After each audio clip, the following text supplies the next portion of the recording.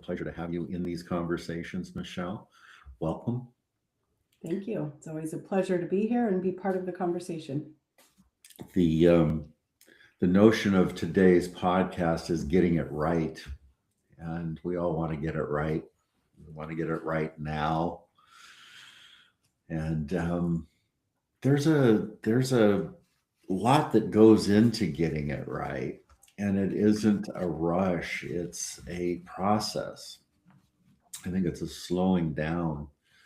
As you and I were talking, Michelle, as we were getting started here, I was looking back on our relationship when you first worked with me and when you've taken my trainings and when you've launched and how that process has gone.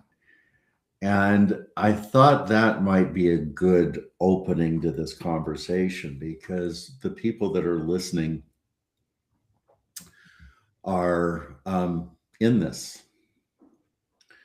And the people that they're looking to are often in some stage of being in this, either in the middle or at different stages of having it behind them, which gives a lot of retrospective. It gives a lot of, okay, now I got that right. I got that right. No, I didn't. I missed that. I missed that, but I got this right. No, maybe I didn't get that right. And the truth of the matter is, I've been doing this for 25 years and I'm still in some of that. This is an evolution. So I think this notion again of getting it right is getting it right for now and then expanding that, knowing that there's still more to come. Right. And even just since the time that we've both been, since I've been, took your teacher training for the course, how many times have we iterated even just that course in the past few years? Mm-hmm. Right. And I think about the course that I took back in, what did you say, 2017 2017. to now. And if you had just been teaching the same course as you did in 2017, there wouldn't be growth, right? But we're constantly iterating, changing with new information as we learn and we grow. And growth is such an infinite game, right? Because I'm certainly not the same person I was back when I met you in 2017, and I wasn't the same person in 2017 as I was at the beginning of my co parenting in 2013. Mm-hmm. Um, and so, we do what we can in that moment. But like you said, doesn't mean we're always going to get it right or that we shouldn't be growing and changing as parents, as co parents, as people, as coaches. Mm-hmm. I think the evolution that I've watched has been less about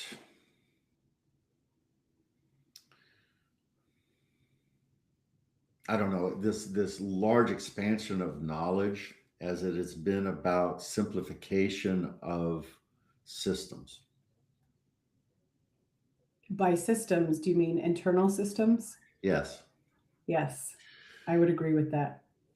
and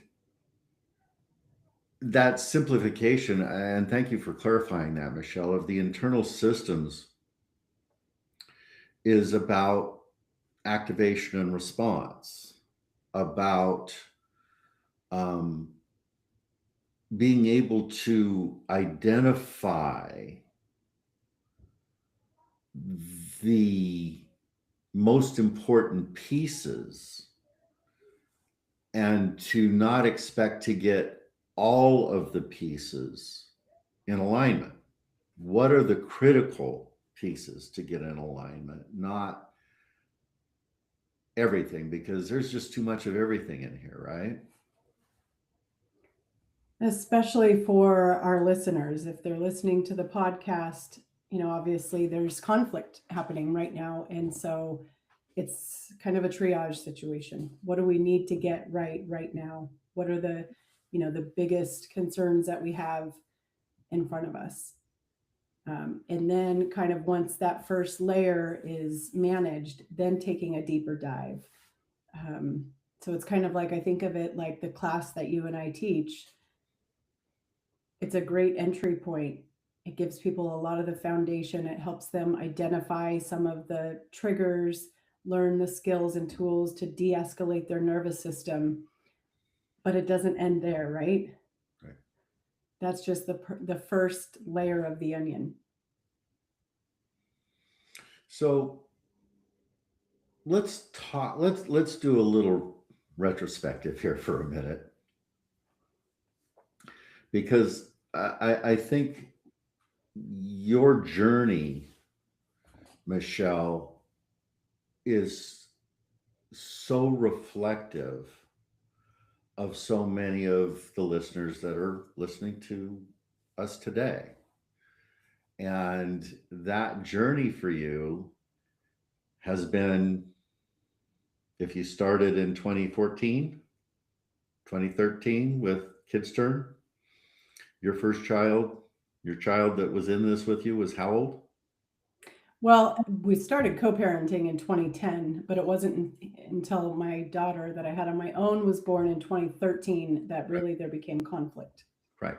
So how old was your My first? son was 14, or he was 4 when Right. I did Kids Turn, and he's now 16. Right. So when you got to me, you were already 3 years into somebody telling you how to do that. You actually went through 2 other classes I did. before you got to mine.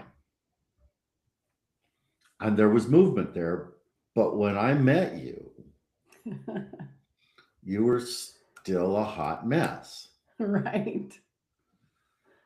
So, what changed in the knowledge base, or what changed in the patterning, or what changed with what you did with me than what was then the predominant go-tos for the court system here? I think the biggest shift happened. So I remember taking the class, and I don't know if you remember this. I remember saying, Brooke, I'm going to teach your class one day. Right. Yeah. Absolutely. I remember that clearly. But I think the biggest shift that happened for me was in a session when I came to you and I said, I don't understand. This judge is just made the wonkiest, worst decision. And I gave you all of the facts. And I remember you saying that is the wrong decision for sure. But let's look at, how did you react? How did you respond in court when your co parent was on the stand making false statements, which really threw me off, right? And we looked at my part. We looked at, how did you show up that day?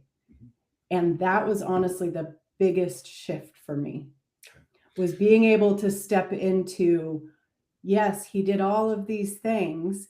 And what was my contribution? What did I do to show the court that I'm contributing to the conflict, even if he's the one who was, driving the vast majority of it? Like you've always said, it takes 2 to engage in conflict, 1 to disengage, right? And that was, I think, the biggest shift for me, was to really see my part and own it and step into that. So to me, Michelle, that's been the theme of everything that I've really tried to develop over the 25 years, is how do you get it right? Isn't an external piece, it's the internal landscape, it's the navigation of that, right? Right. And the evolution of this for both of us along this journey has been, I think,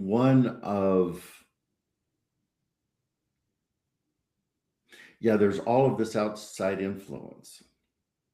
There's all of this access to behavior. There's all of this stress coming from the different points, you might even understand the psychology behind it, but that doesn't help you navigate any of it. I'm glad you mentioned that because I absolutely understood the psychology behind it. I've always, my whole life studied psychology and the brain and how we think and all of that stuff. But even with understanding that, I still had so many blind spots.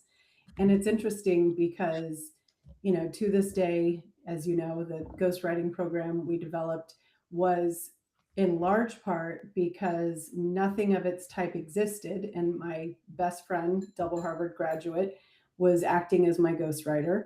Unknowingly, the two of us were colluding and keeping me stuck longer, right? Um, but that piece of it caused me to make a lot of decisions with my co-parent that I now see some of my clients making the same mistakes, right? That's my trigger. My trigger isn't the messages from my clients' co-parents. It's when I see my clients, the people who are really, trying to learn and do the right thing, taking the class, getting coached one-on-one, when I see those patterns, Mm-hmm. right? Yeah. So what I think in this evolution that I've tried to do, and I know that you're right in step with all of this as well, is to remove some of that and get down to the basics. The basics of we got a problem to solve. The basics of so many of our clients are in some level or state of PTSD, that they've got this patterning within their system that they keep reinforcing through their fear based anxiety about what is going to happen that may never happen. Absolutely. And putting it out there that the other person is causing all of this chaos. They're causing chaos for sure. But the internal chaos that is created for the people that are going through this is their own problem to Right. solve. And it, yes, both things are true, or both things can be true, right? And I think that it's easier for what I see with my clients is, and also honestly in my situation, when your co parent is so clearly over the top, creating chaos, it's Mhm. much easier to shift the blame, right? Versus when it's not as obvious and they're both sort of just navigating it, it's much easier to point the finger when the behavior is very clear, you know, chaos, fire, conflict. And those are the clients that I think have to really be mindful in working with someone like yourself or me of their storytelling, right?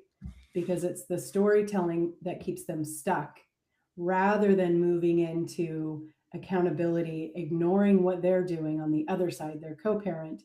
And let's focus on the part that I'm either clearly, obviously doing or even covertly, right? Because it's easy to say, well, this person is causing all of this stuff and keep that story. And I look back and I think about all of the friends, I would show up to a barbecue and my friends would ask me how things are going.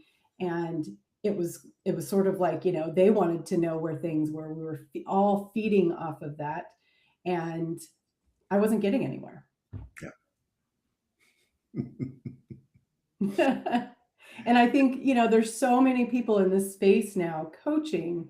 And I know you and I have talked about this so many times that, we're not pro mom, we're not pro dad. We work with both moms and dads. We're in this to help the kids have a better outcome.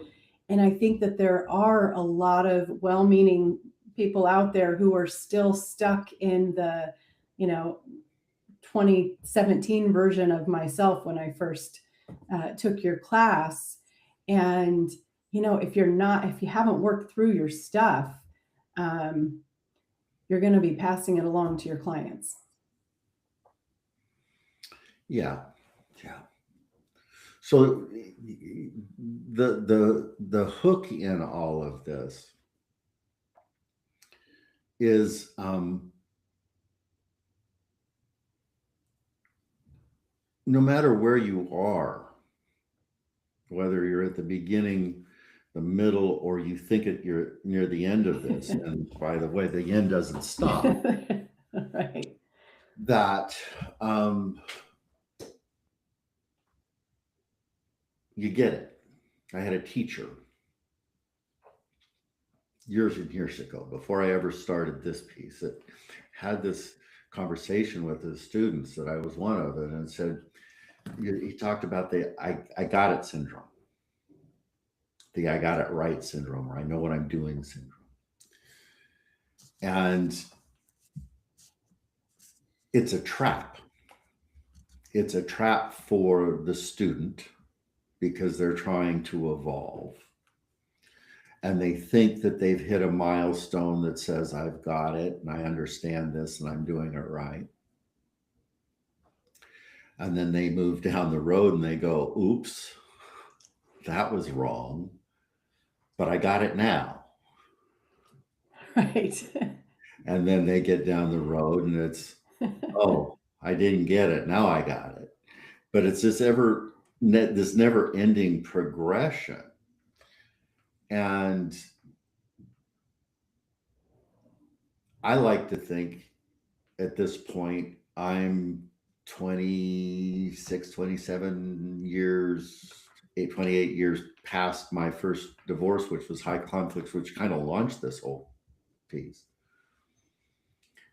And I look back on that and I'm so much clearer on my own responsibilities. I'm so much clearer on the mistakes that I made. I'm so much clearer on even the progression of this program that I teach and the coaching that I do, of how that has morphed into something much more simplified and more direct and more relatable, and actually more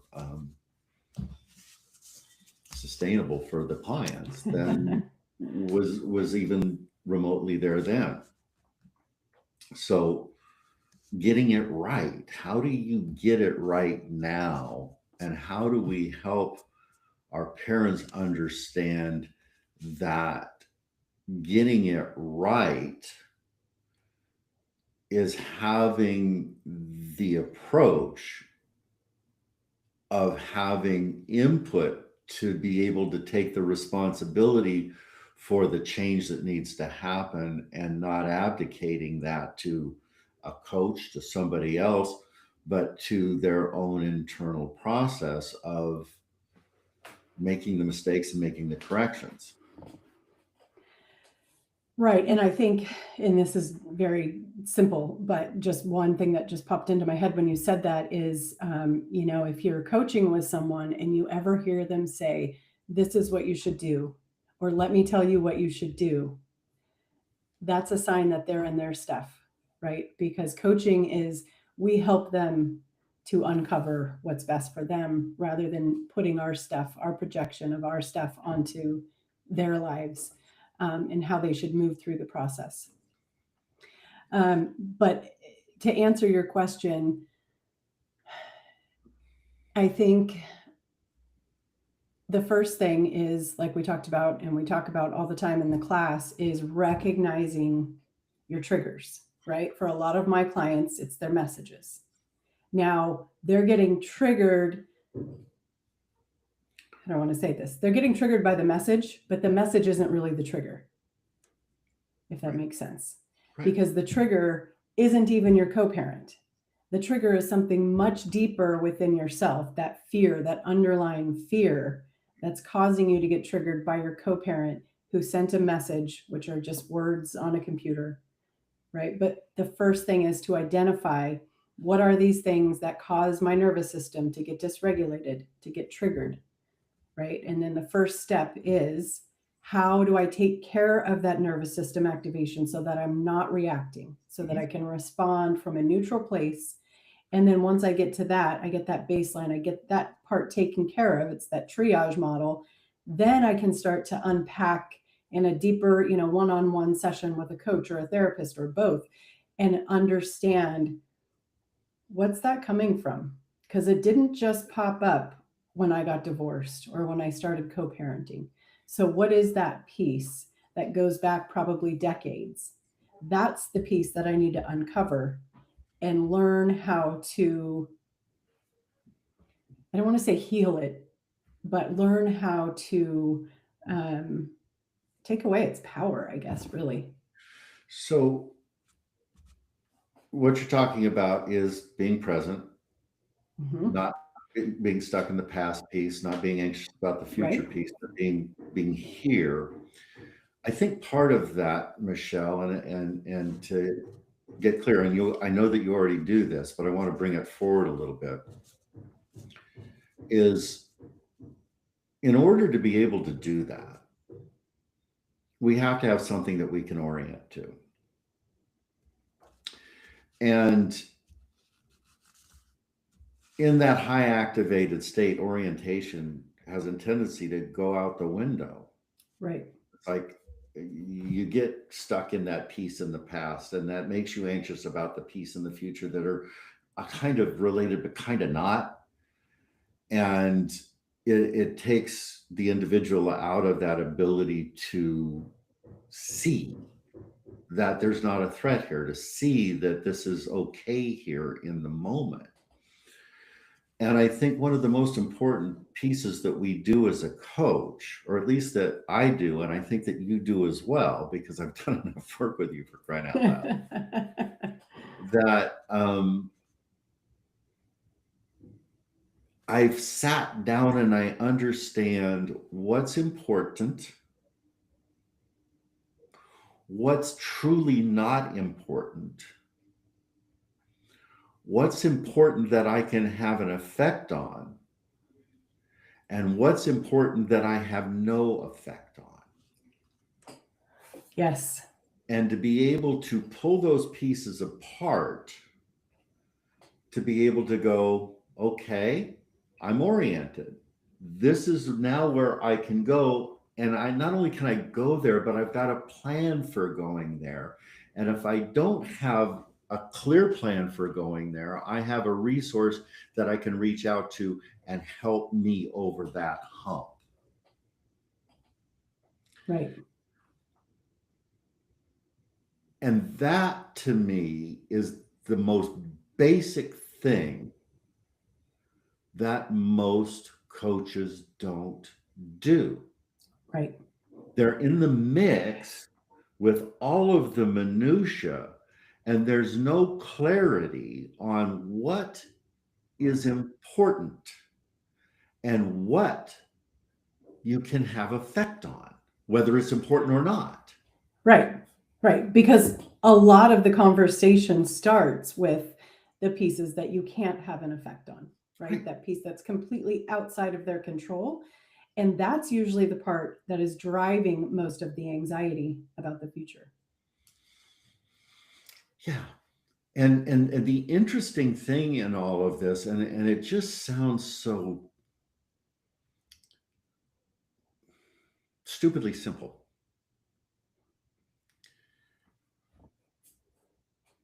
is that the behavior of our client, the person that we are trying to settle into, is the only thing that has any effect on any of the outcomes. Whether, and this is the fun part of it, is whether you've got no control over it or not, your behavior is the rudder that's going to guide the boat to one shore or the other. And you can't abdicate that. responsibility to the parent that's causing you, haha, the activation, or a judge or a counselor, somebody else. It's how you regulate and show up. And I have found that to be the number one most important skill set of anybody that's successful in this area. Right. And I love, speaking of orientation, I love something that you've always said is walk outside. Just go outside and orient to your environment. Right. Just getting outside, you don't have to live in a wooded forest. Just get outside, breathe the air, ground, feel the ground beneath you. Unless you're in Delhi. Okay, well, stay inside. Yes, there are definitely some areas that's not true, but for the most part, get outside when you feel that activation coming up. Just step outside and ground yourself. Reorient to, your environment. Look around, and being outside, looking around helps you realize how big the world is and how small, the thing that you're worrying over really truly is. And to your point, what's important? What do I have control over? And what are you trying to get right? I think that's a great question. Right. You're trying to get the outcome right when you don't even know what the right outcome is. Right. It's a fun game to play. That's definitely the tricky part of being in court, right? Because if you're working with an attorney, their idea of getting it right is likely different than either your idea of getting it right as the client, or maybe getting it right for the kids. Mm-hmm. And those things are often at odds.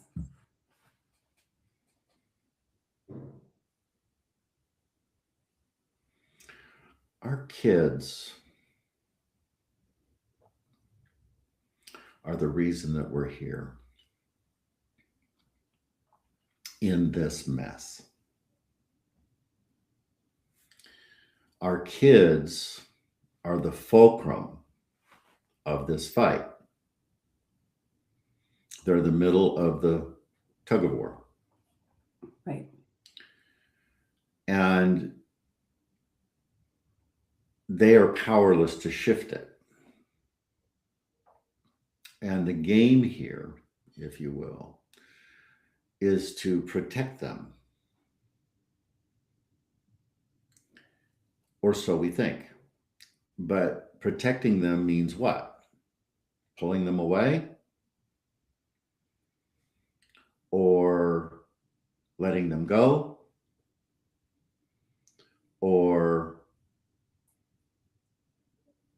giving them a model of a container that lets them feel solid in their own being, where they're not being pulled. So even if we're talking about loyalty binds, even if we're talking about alienation, I don't know a model that works. I just don't. Sometimes conjoint therapy works. Everybody does it. But by and large, kids are either coached not to go, or they don't want to go, or they feel stuck in the middle, and there's not progress there. Does that make it worthless? No, it might open some doors later for some thought. Don't know. Dropping the rope, letting this figure its own stuff out. Does it work? Sometimes it does. Sometimes it doesn't. The only thing that I have found over the years that has a modicum of traction, something that really moves the scale in that parenting piece. And it doesn't happen overnight. Getting it right now doesn't happen. But having that solid stance of not adding fuel, not having that child in the middle, having an understanding of what you do that you don't know that you do that keeps that child stuck, the little contacts that keep them anxious, those pieces. And then being able to be that parent that listens, that doesn't react, that is stable, that is curious, that is non judgmental, that doesn't get into a fight of right and wrong with the child in the middle of that, that engages curiosity with the child in their own development is where the change happens. But if you notice what I just said, does not happen unless you've been able to disengage that reactivity from the other parent.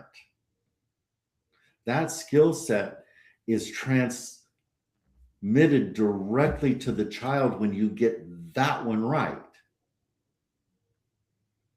And that means taking personal responsibility and not making somebody else responsible that isn't capable of it. Does that make any And sense? that's all of it, honestly. Like, because you hit the bucket of taking accountability for your actions, because those are the only actions you have control over. Mhm. You're not trying to get buy-in from your co-parent. You're ignoring your co-parent's behavior, and you're modeling for your kids, right? Because they're exposed to conflict. And if you don't show them a different way, they're going to do the same thing. Yep. As much as they say, I'm never going to end up like my parents, right? That's just how we're all wired. We Right. either end up like our parents or we intentionally do things differently. And you've got to show them what that looks like, because if they're just stuck between two warring parents, they're not going to see that. And this is something I tell my clients all the time, is the long game is that you're focusing on your behavior, your relationship with your kids. You're focusing on modeling for them how you navigate conflict, how you parent them, what you're teaching them. And especially because if your co-parent is generally high conflict, they're going to have to learn how to navigate that piece too, as well as employers and coworkers, roommates, partners, all of it. So you're teaching them the number one skill, which is how you navigate conflict in a healthy, meaningful way. Yeah. And that means that in a healthy, meaningful way, the navigation of the conflict is always an internal process. It's always a curiosity, and it's always, I think, a disengagement, conscious disengagement. Right. And I wanted to come back to one other thing that you said real quickly. You said we either do it the way our parents did it or we consciously try to do it differently. On the side of consciously trying to do it differently, oftentimes parents think about that as doing it the opposite. So Opposite. Right. if I had an authoritarian parent, I'm going to be a permissive parent, and that doesn't work either. Right. So, consciously doing something different requires the time and the discomfort of educating yourself about good parenting, because we've seen over the course of the last couple of generations that the notion of parenting is actually starting to cycle back into much more direct, much more grounded, much less permissive stuff, and more. I would I would call it, and I've never said these words before, but I would call it more of a coaching perspective of being a parent, of being able to have that engagement of the conversation, but going, no, you got that wrong. And no, that dog isn't going to hunt, and no, that entitlement isn't going to happen. So understanding where you are going to replicate that problem, whether you consciously change it and not understand what that means, versus educate yourself about what parenting really means these days and what it takes to create that generational shift that we are so needing right now.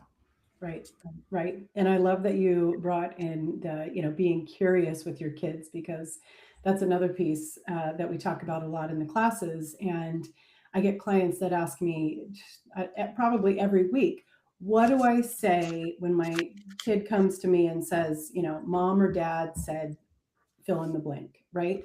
And it's almost like that anxious piece. They want a script, they want an actual response. Mhm. And it doesn't work that way, right? And what I always tell them is be non-directive, be curious. It's okay to say, I don't know, I don't agree with that, but what do you think? Mhm. Right? Or how does that make you feel in your body? Mhm. Get rid of all the explanations, the defending, the no, I didn't say that. You're putting them right in the middle. Or Just even get or even curious. staying out of the judgment piece of I don't agree with that. Just Right. going to, what do you think? Because Yeah. our children already have a dissonance in that conversation, that if you have a judgment on it, I don't agree with that, you're creating more dissonance in it, rather Right. than Yep. what do you think about that? Because they have an Right. experience, right? Right. And what you're doing, exactly, they have their own experience with it. And what you're doing here, and I, I like to say that this is how you overcome alienation attempts, right? Is building this strong relationship with your kid where they see two different models. They see in one household, I'm constantly being spoon fed ideas about the other household, about the other parent, about how I should think and do things. And in the other household, I'm always just taught or modeled how to think for myself Right. and put the pieces together for myself. And I think, especially with AI, it's always been important, but especially now, it's so important to teach our kids to think for themselves, right? Critical thinking is so important. And so you're modeling for them to take the facts that they have been presented with, or the stories they've been presented with. Not that you're going to say this to them, but they're doing it, they're assimilating it, they're taking all of the evidence, they're putting it together. And eventually, when they're old enough to have the cognition, they're going to make their own decisions, right? And they're going to constantly go back to the idea that you respected them and their own point of view, rather than telling them, that your other household is wrong. Mhm. Because as soon as you tell them that, the other parent is wrong, it makes them feel like there's something wrong with them. Curiosity, investigation, somatic connection to that. You brought up AI again, and let's just kind of touch on that piece for a moment, because it's becoming so prevalent in this arena. People are going to AI to answer emails, to look at those pieces, to have some kind of a AI ghostwriting piece going on out here. And this is nuanced. And this is where, if you're listening to this, I want you to really understand that AI has got this accumulation of vast knowledge from all over the place, and all it does is filter stuff down into a logic base and say, this is what you should do, kind of a thing. It doesn't have a discernment quality to it. It will load up as much stuff as you want to load up into it. The notion that it is answering your questions in a relatable manner is frankly bullshit. There's the bots in there that are trying to align with you to tell you how great that thought is and how to make that change. And this is where you should go, and all of that other fun stuff to get you hooked in. But what it doesn't understand is there's a basic note here. And I keep coming back with our conversation today, Michelle, to simplicity. And it's not about volume, it's about quality. It's not about the noise, it's about the signal. And the AI bots that are feeding you the information don't understand that the signal is specific to your situation, even though your situation is so much like all of these others. Right. So the nuance happens when you simplify down to what we talked about earlier. What's important here? Because that's how you show up, and that's what everybody sees in the consistency. And it's not in the chaos of the volume. We can find trash cans full of stuff that the other person has done wrong that nobody is going to see, hear, or give a good goddamn about. Yep.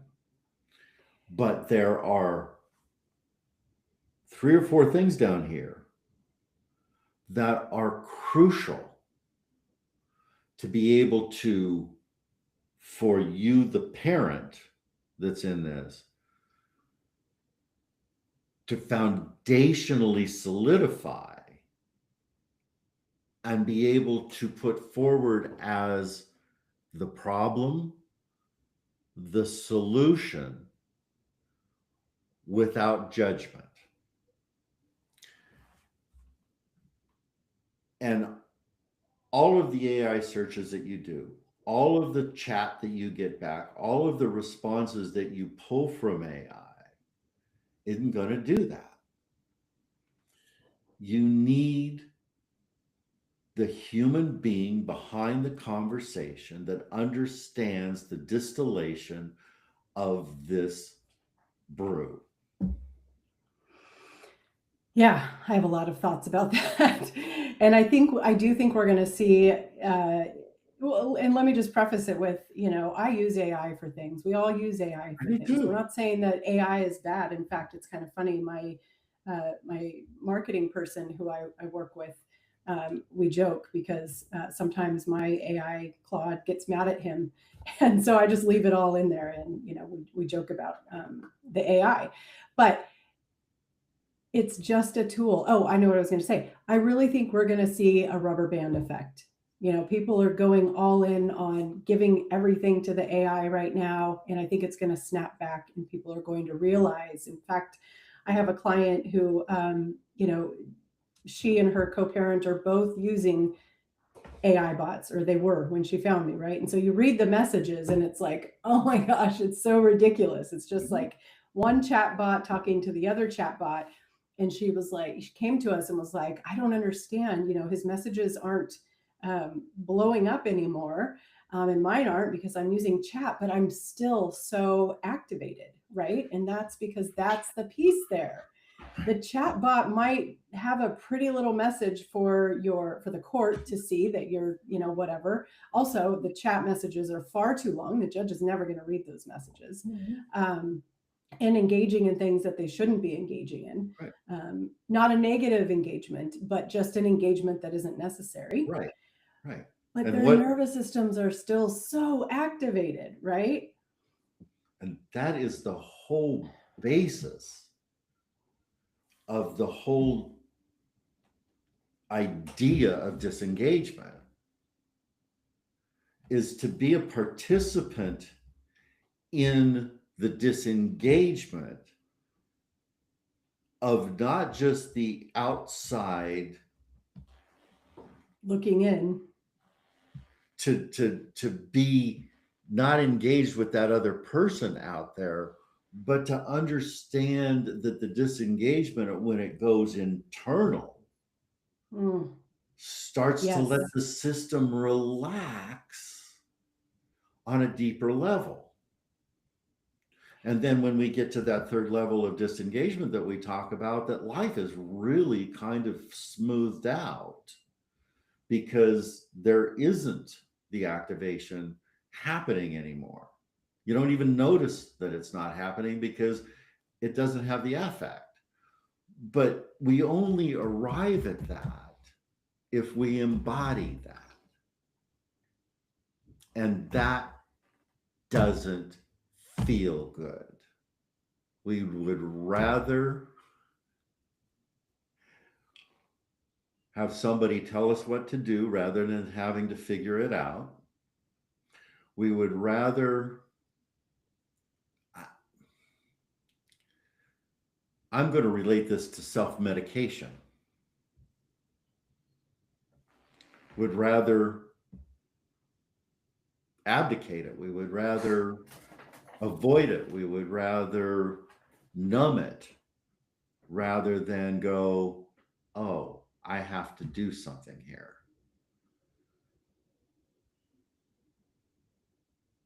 And our parents didn't build us that way.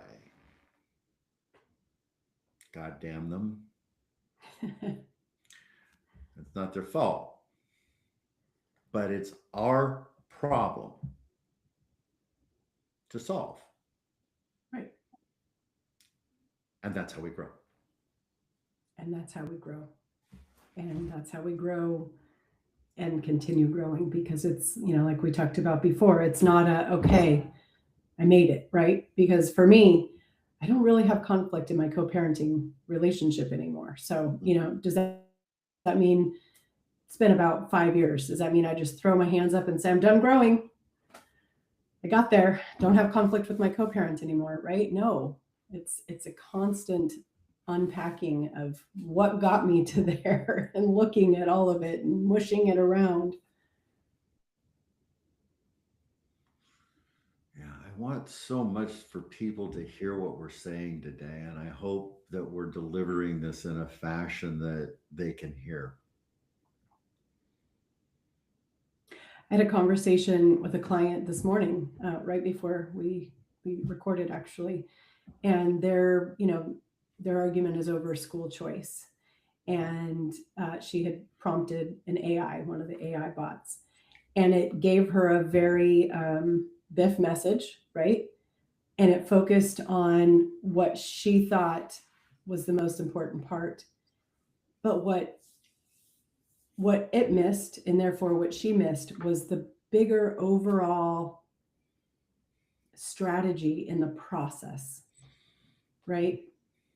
And that would have completely been lost. Like the kid's going to go where the kid's going to go at the end of the day, and it's going to be fine no matter what. But it's about the underlying patterns, to be able to establish these underlying patterns that the AI bot completely missed. Well, and the strategies,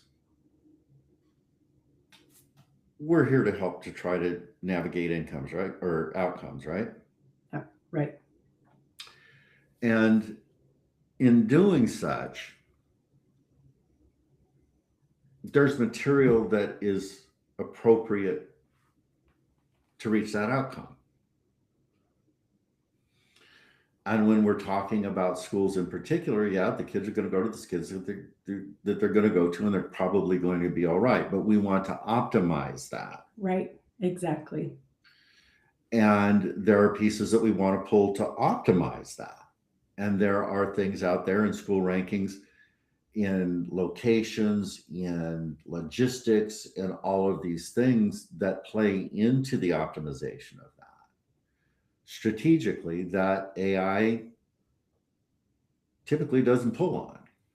Right. And it And doesn't know your then kid. to understand that out front enough to prompt it to look at that, to do that. And who's going into those prompts? Who's really creating those pieces? Right. Right.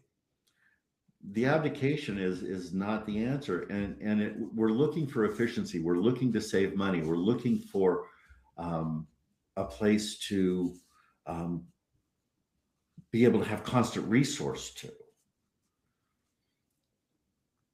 It's a resource, it's a valuable resource, and it's an inadequate resource. So yeah, I had a client just recently. We were talking about this very conversation about back and forth in terms of just communication through emails, and it's like, yeah, I use chat all the time, and it's really working. Is it? Working. Yeah. Is it working? I mean, you're not annoyed, but are you processing what's important here? Are you ignoring that there's something else going on in the background that you have just relaxed around, where you're not doing your job over here to really take care of the business at hand of your parenting and doing that in this environment? Because no matter what's in the chat, there's a behavior pattern that your child is showing up with. There is problems at school, there's problems at the play yard, there's problems over here that are arising in our own home because of what's going on. And you've abdicated that to the conversation rather than understanding that this child has a real need in this moment that you are not addressing, that you don't know how to address, that you need to learn how to address. Right. And if you're showing up to a barbecue and still giving your friends the, still story fondling about your co-parent that's creating all of the conflict, then AI is not really working, right? To Right. use my own example. Right. Of course, that was way before AI, but you get the point. The stories. But I was prompting it, right? I was basically prompting my friends with all of my side of the information, and they were giving me back information that was gassing me up just like AI does. Mhm. Same process. It's just that AI processes much faster, and it's programmed intentionally to groom you. Yep. So I want to come back for a quick second and just come back to your journey here for a minute, because you talked about the differences of the programs that kind of set you on your journey. You've done a lot of other trainings. You've got coaching, you've got national trainings, you've got a lot under your belt.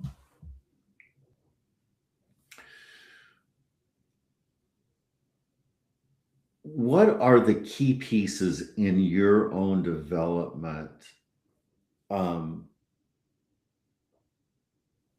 that have really made the significant shift in how you do things and continue to um, influence your evolution in this?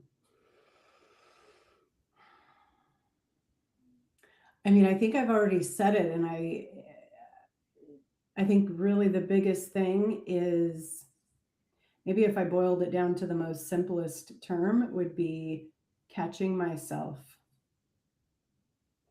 So, catching myself when I'm not in my own integrity. And I mean, man, that's a big loaded question, Brooke. I'm trying to think of how to boil it all down, but I'll try to make it simple. yeah, trying to, I've coached with you a lot, and one of, I think, the biggest assets has been having someone shine that light on the dark corners that I either was intentionally ignoring or subconsciously ignoring, or really just didn't even see that they were there. Mhm. And carrying that through to catch myself. And I mean this at every level. I was actually thinking about this on my drive home from Idlewild yesterday, is catching myself even in the little things. Like, how do I, uh, this doesn't relate to co-parenting, but just being in my integrity is, I've never been like the gossipy type of person, and it really makes me feel uncomfortable when other people do. But there's like a societal understanding that people gossip, right? And so catching myself in the most basic situation where I'm in that environment and removing myself so that I don't just ha ha ha go along with it, right? Um, so I think it really comes down to awareness and being in integrity. I don't know if that's too simplistic, because obviously I've worked with you for going on 10 years, Yep. and there's there's a lot to bring into it, but I would say those are kind of things that are really important to me that I carry through in my coaching and my clients. So I want to stick with that for just a second. Not to make this all about you, but I'm going to for a minute.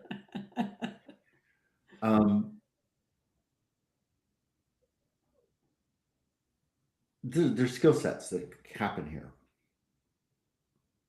And you've incorporated some of the same skill sets that I have over time. Those were things that you went out and you did for Michelle, things that you went out to do to develop Michelle, not necessarily about your work piece here, but your personal piece here. Right. Skill building. You've studied somatic therapy.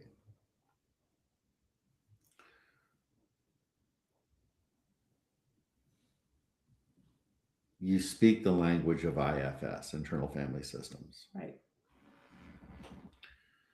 You understand the developmental pieces and the parenting pieces, and have learned what that means to bring those pieces together and embody them. Right. Because knowing them is different than embodying them. Right. Right. And that's where getting it right occurs, is in the embodiment of that. So if you are not, listeners, embodying the conversation, if you're not questioning your triggers, if you're not engaged in the internal conversation of where am I now and where am I screwing up, or where am I about to screw up, or where do I need to get some stability in this process, and you're just constantly in the chaos and the reactivity of this, friends, you're going to be there for decades, and not just because of this other person of your kids. You're going to get stuck in this pattern.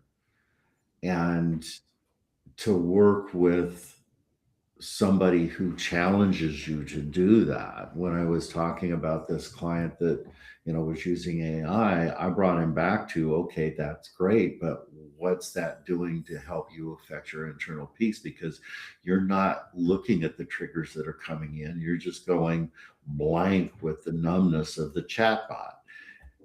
That's not growth. That's not healing. And that is not moving forward with a template that's sustainable. So right. And that just made me think about